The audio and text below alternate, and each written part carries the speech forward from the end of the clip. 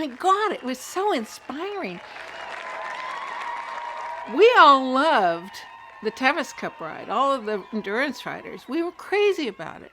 But then I saw running was on the rise. Runner's World magazine was coming up.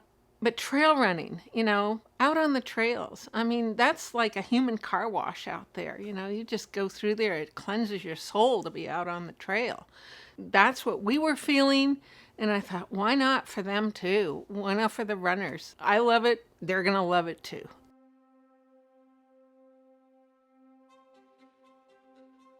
All of this stems out of the 100-mile ride. That means riding horses over long distances, over rough terrain at high speeds. So Gordy Ainsleigh, he heard about this race in Auburn, the Tevis Cup ride, rode his horse on that a couple of times. And because he was such a big guy, he would get off his horse and run along. And he just became known as the guy that was running along with his floppy hair and jeans in 1973. His horse had gone lame. He wasn't going to be able to ride the Tevis Cup ride. So Drusilla Barner was Wendell Roby's secretary, and she was very instrumental to this whole scene. And one day, Drusilla Barner was out watering her garden, and up the trail came a dejected Gordy Ainsleigh. And Drusilla Barner, is the person that said to Gordy, we all know you're going to run the whole thing on foot one day. Why don't you just leave the horse at home and tackle it on foot? He'd been kind of thinking about that, I think, over time, and that it's just a perfect opportunity for his horse to go lame and then let him jump in.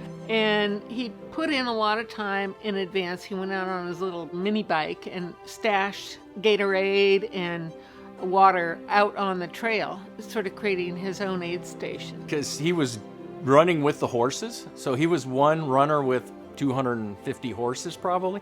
And then even then, there was so little known about how to do that. How do you run 100 miles in a day? What do you need to eat? What do you need to drink? How do you train? The day I picked to do it, the temperature was 107.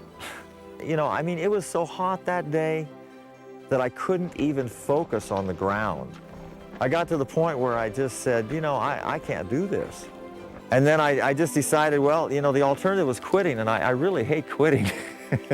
And so I kept going. Coming through Michigan Bluff with the veterinarians, checking them out with their stethoscope. Gordy was just strong enough and stubborn enough to make it.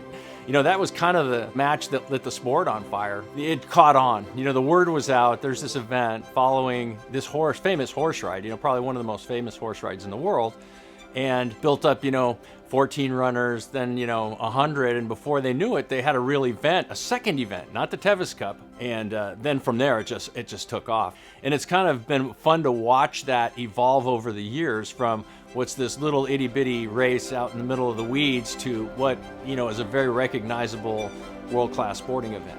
Gordy was that fuse that got the whole sport going. That's somebody that can believe in what you want to do and did it when nobody else thought you could. We all are here because of him.